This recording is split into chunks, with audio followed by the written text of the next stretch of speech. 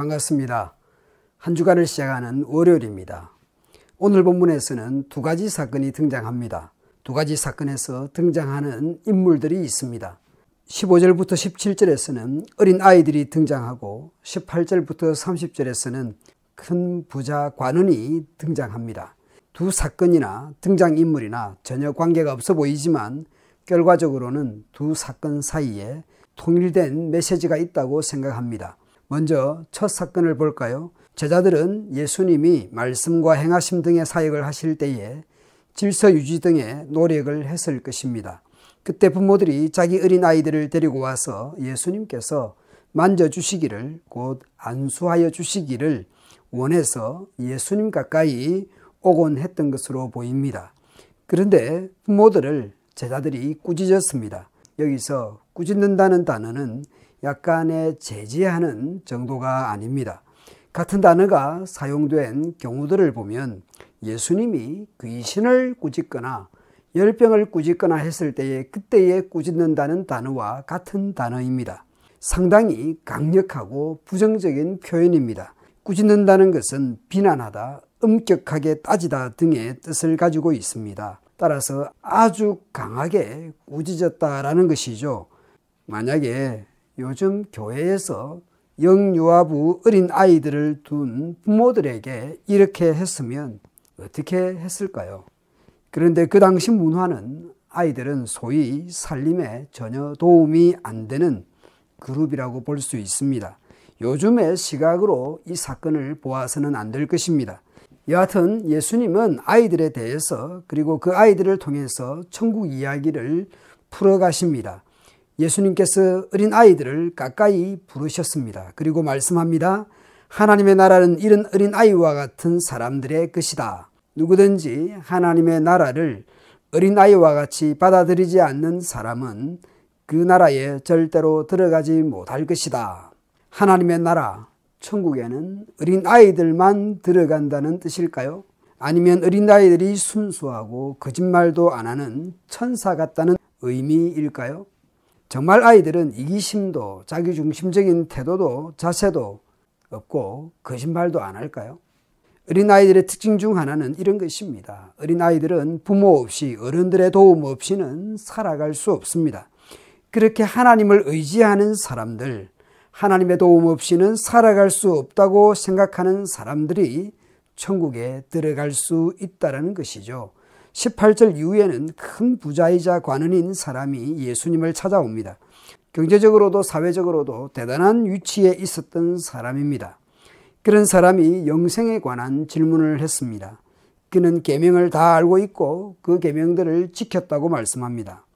그에게 예수님은 말씀하는데요. 부유해서 부족할 것이 없고 계명에 대해서 지키는 것도 부족할 것이 없어 보입니다만은 예수님은 그 사람에게 아직 부족한 것이 있다라고 말씀을 합니다. 그리고 그에게 있는 것을 다 팔아 가난한 자들에게 나눠주면 하늘에서 네게 보화가 있을 것이라고 말씀하고 그리고 와서 나를 따르라 라고 말씀합니다. 그러자 그는 엄청 근심합니다. 누군들 근심하지 않을까요? 여러분의 모든 재산을 다 팔아 가난한 자들에게 나눠주라 그렇게 말씀하면 아무 생각하지 않고 정말 모든 것을 팔아서 나눠주실 수 있겠습니까? 평생 모은 모든 것을 다 팔아서 가난한 자들에게 나눠주라고 하면 곧바로 순종할 수 있겠습니까?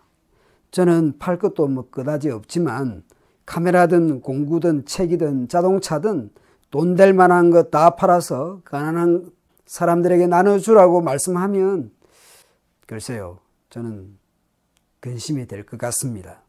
예수님을 믿고 있지만 한 번만에 그냥 곧바로 순종하기는 어렵지 않는가 생각이 듭니다. 여러분은 어떻습니까?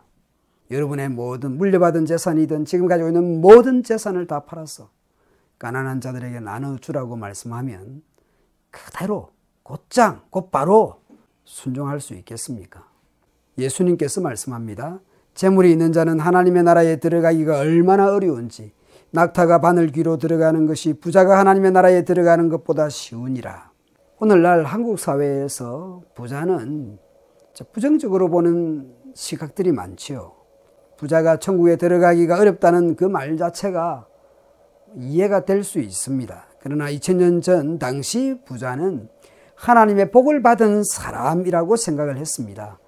우리처럼 부정적으로 생각하지 않았습니다. 매우 하나님의 복받은 사람이었습니다. 그래서 이런 질문이 있게 됩니다. 듣는 자들이 이르되 그런즉 누가 구원을 받을 수 있습니까? 그런 하나님의 복받은 사람도 구원을 받지 못한다면 누가 구원을 받을 수 있습니까? 하나님께서 하신다라는 것이죠. 그러자 베드로는 우리가 우리의 것을 다 버리고 주를 따랐습니다 라고 말을 합니다. 과연 다 버렸을까요? 베드로가 여짜오되 보옵소서 우리가 우리의 것을 다 버리고 주를 따랐나이다. 가이사라 빌립보에서 예수님은 십자가의 순환을 예고하셨습니다. 그리고 예루살렘에 도착하기까지 간혹 또 간헐적으로 십자가의 고난을 말씀하셨습니다. 그런데 제자들은 어떻게 했습니까? 누가 더 높은지 다투고 있었습니다. 정말로 모든 것을 버렸습니까? 예수님은 말씀합니다. 하나님의 나라를 위하여 집이나 아내나 형제나 부모나 자녀를 버린 자는 현세에 여러 배를 받고 내세에 영생을 받지 못할 자가 없느니라. 하나님의 나라를 위해서 가장 중요한 것들을 버렸다라는 것은 그 모든 것을 무가치한 것으로 여겼다라는 의미가 아닐 것입니다. 메시지 성경은 이 부분을 이렇게 번역을 합니다. 집과 배우자와 형제자매와 부모와 자식과 그 무엇을 희생하고서 손해볼 사람은 아무도 없다. 너희 평생에 그 모든 것을 여러 배로 돌려받을 것이다. 영원한 생명도 덤으로 받을 것이다. 메시지 성경은 그 모든 것을 폐기물처럼 버리는 것이 아니라 희생한다는 의미로 번역을 했습니다. 일찍이 예수님은 14장에서 제자도에 대한 말씀을 하셨죠. 무릇 내게 오는 자가 자기 부모와 처자와 형제와 자매와 더욱이 자기 목숨까지 미워하지 아니하면 능히 내 제자가 되지 못하고 이와 같이 너희 중에 누구든지 자기의 모든 소유를 버리지 아니하면 능히 내 제자가 되지 못하리라. 가족이든 재산이든 중요한 것을 무슨 폐기물을 버리듯이 버리거나 미워하라라는 뜻일까요? 저는 우선순위에 관한 말씀이라고 생각합니다.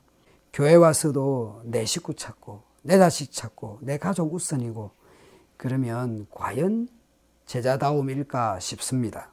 내 자신 또는 내 가족 고생하는 것은 싫고 다른 사람이 수고하고 희생하는 것은 당연하게 생각하고 그러면 과연 제자다움일까 싶습니다. 오늘 본문에서 어린아이들, 부자 관원 이야기를 통해서 이런 말씀을 한다고 생각합니다. 어린아이가 부모나 어른을 의지하고 의존하듯이 우리가 하나님을 의지해야 한다는 것이죠. 내 자신, 내 가족, 내 재산, 내 목숨 그것을 의지하고 그것을 가장 중요한 것으로 여긴다면 그것을 가치 판단의 기준으로 삼는다면 이방인과 뭐가 다르겠습니까? 신자와 불신자는 목표가 다를 수밖에 없습니다. 불신자는 자신의 목숨과 자신의 가족과 자신의 재산 등을 위해서 살지만 예수님의 제자는 신자는 주님을 위해서 주의 나라와 그 뜻과 그 이름을 위해서 자신의 목숨과 자신의 가족과 재산을 희생하며 살아간다라는 의미일 것입니다.